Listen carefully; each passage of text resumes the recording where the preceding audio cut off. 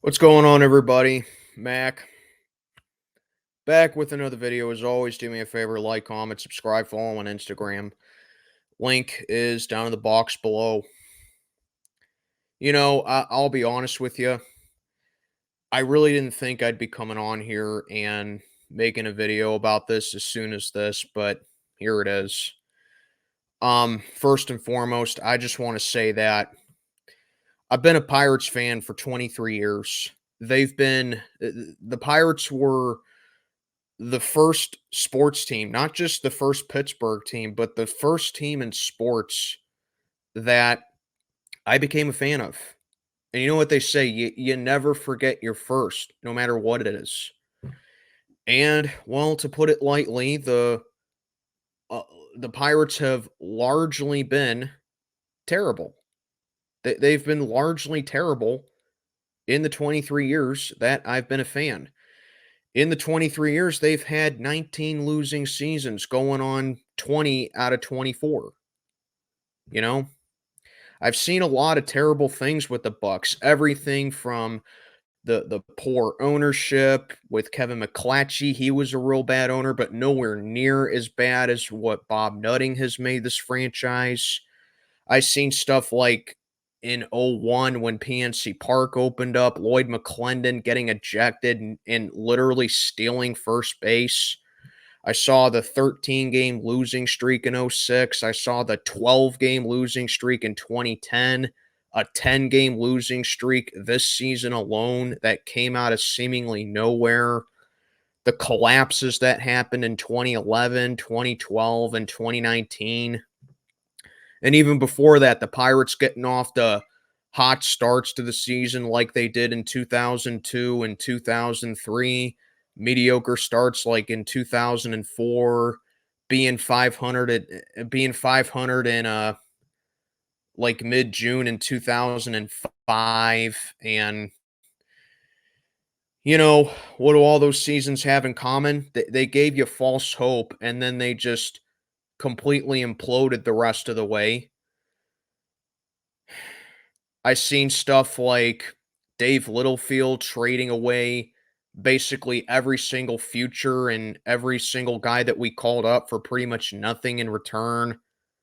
The god awful Chris Archer trade, back to back 100 lost seasons in 2021 and 2022.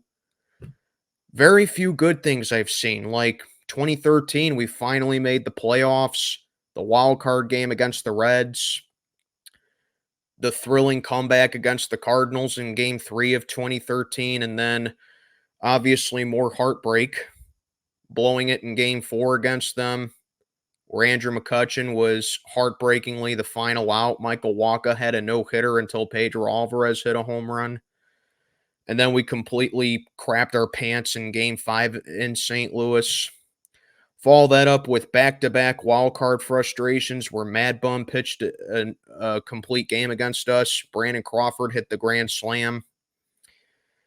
And then, of course, Clint Hurdle starting Garrett Cole against the Cubs on short rest. And we really haven't done anything since then. A 98-win team in 2015 didn't even win the division. I mean, this franchise still has not won a division title since 1992. Wrap your head around that, Pirates fans. It's been 32 years since the Pirates have even won a division title. And it wasn't even the NL Central back then. We were still in the NL East. You know how bad it is? The Colorado Rockies and the Miami Marlins were both founded in 1993. Neither of them have ever won a division. That's right. The Pirates have not won a division title since 1992, and even with 2 expansion teams being founded in the year after that, the Pirates still have a longer division title drought than those 2 teams. I just don't know how much more embarrassing it can get. And the fact that I see guys like Scott Severus from Seattle getting fired, I see guys like Jeff Bannister still being available, who was a part of those 2013 to 15 Pirate teams, and I literally have no doubt that he would love to be the manager of this team. The fact that we still have Derek Shelton here, and the fact that there is actually a good chance that he can come back and be the manager of this franchise in 2025. Out of all the terrible moments, the horrible seasons, the absolute just disastrous moments of being a Pirates fan, the pain I've had to endure, the laughing stock that I've had to be, you know, everything from Will Craig's absolute gaff at first base, to put it lightly, on that play. Out of all the crap that I've seen with this team, this might actually be worse, because the problem with the Pirates is that their biggest problem is so fixable. Okay, I want Andy Haynes gone too. I want Oscar Marine gone too. Okay, but here's the harsh truth: getting rid of those two is not gonna make Derek Shelton a better manager. You need to get rid of Derek Shelton, and you need to fire him.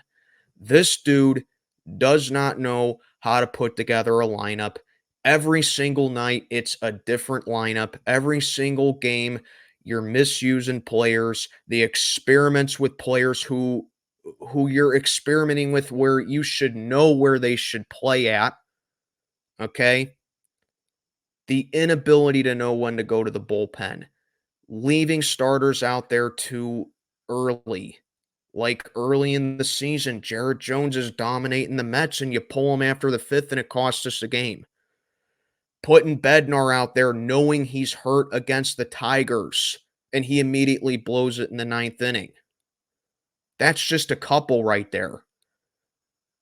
And I know it's because of the pitch count, and you don't want to pitch his arm off. Guess what? You leave him out. Guess what?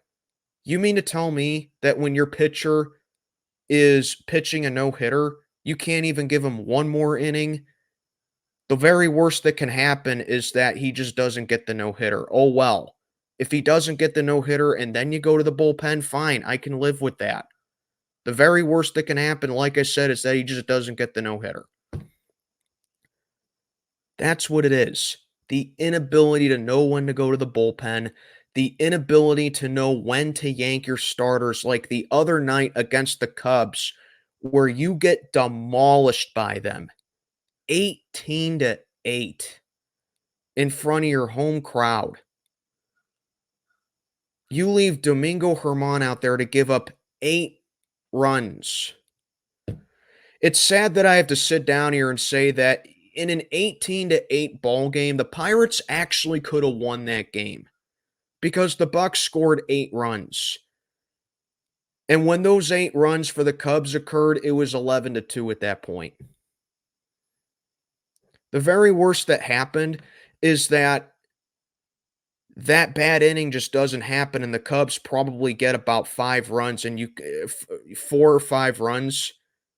You probably could have won the game, if not at least made it a close game than what it was. And last night, it looked like pretty much a repeat of Monday night. The only difference is the Cubs scored half of those runs. And it really did look like, for the third time in the last 4 games, the Pirates would have needed to put a position player on the mound, because because you don't have anyone else in the bullpen to pitch. Rowdy Tellez had to pitch against the Cubs Monday night. That's how bad it was. Rowdy Tellez. It's embarrassing, man. I mean, it's like every time you think that, every time you think, just, my God, it can't get any worse for the Pirates, can it? It gets worse. Every single time you think it can't possibly get any more embarrassing, it gets more embarrassing. It's like the Pirates are trolling us with how bad they are. I've said this before in a couple of videos, and I'll say it again. It's actually statistically harder to be this consistently bad than it is to occasionally accidentally be good. And this product that we've tanked 5 years for, spent all this time rebuilding 5 years for, and this is the end product that we're getting. It's towards the end of August. This team is 62 and 70. We are in sole possession for last place. Every night I keep seeing that O'Neal Cruz is stinking up the joint at shortstop. He keeps striking out. Nobody's hitting with runners on. You're putting O'Neal Cruz at DH, and it's because you're training him to play in center field. Yeah, because that works so well with Henry Davis, right? This is the first time in my life that I've actually sat down here and have questioned if the Pirates are even worth watching anymore. I've never felt this way before in my life about them. I really haven't. Even 2021 and 2022, like I said, when we lost 100, when we had back-to-back 100 lost seasons. Even 2010 with John Russell, when we lost 105 games that season. Are they even worth watching anymore? You know, because I know there's just gonna at least one more game that I'm gonna watch this season, and it's gonna be this coming Saturday. I'm heading to downtown Cleveland for the Pirates Guardians game. And then after that, I really don't know if I'm gonna watch him for the rest of the season. Win or lose that game, I really don't know if I'm gonna watch him for the rest of the season. Will I watch the Pirates next season? Honestly, I don't know. I really don't know. Because like I said at the beginning, the fact that a guy like Scott Severus gets fired from Seattle, despite only having 3 losing seasons with Seattle in 8 years, and he took the Mariners to the playoffs for the first time since 2001. The fact that he got fired, the fact that the Chicago White Sox, who have 100 losses, not even at the end of August yet, even they fired their manager, and the fact that Derek Shelton still has a job. It just shows you that other teams continue to just go through these lows. They continue to be terrible, but you know what? They get better. You look at a team like Kansas City, for example. The Royals last year, I believe, had the second worst record in all of baseball, only ahead of Oakland. They lost 106 games last year. You want to know what Kansas City's doing right now? They're currently in a first place tie with Cleveland in the AL Central. And Kansas City started their rebuild at just about the same time we did. Baltimore, they started their rebuild a year before we did, and the Orioles look like the best team in baseball. Those are rebuilds on are those two have rebuilt their franchise the same way the Pirates should be rebuilding their franchise. And they can't do it. They can't draft right. They make terrible trades. They don't know where to put players. They change the lineup every single night. They don't know when to go to the bullpen. They don't know they can't do anything right. And I know that Bob Nutting isn't gonna, make any adjustments because he doesn't care about what the fans think. He doesn't care what product gets put on the field. He doesn't care. All he cares about is if that he's gonna make a profit from this franchise and nothing more. Why would he sell his cash cow? Why would he have to care about what the fans think as long as it makes some money? That's what it is. I'm just saying right now, I've accepted that Derek Shelton will not be fired this season. I've accepted that. I hate it, but I've accepted it. But I'm telling you guys this right now. If Derek Shelton is back as manager in 2025 for the Pirates, I'm not going to be mad. I'm not going to come on here and rage, okay? Because I know that's what a lot of people like seeing me do. They like seeing me in misery. But if he's back in 2025, I won't come on here and rage. I won't be mad. I'm just going to be incredibly disappointed that that guy's going to be back as manager. You know, it's funny. I get all these comments like, "Oh, Mick, stop crying about the Pirates." I'll be honest with you. The fact that Derek Shelton has a legit chance of being back next year as manager makes me want to cry.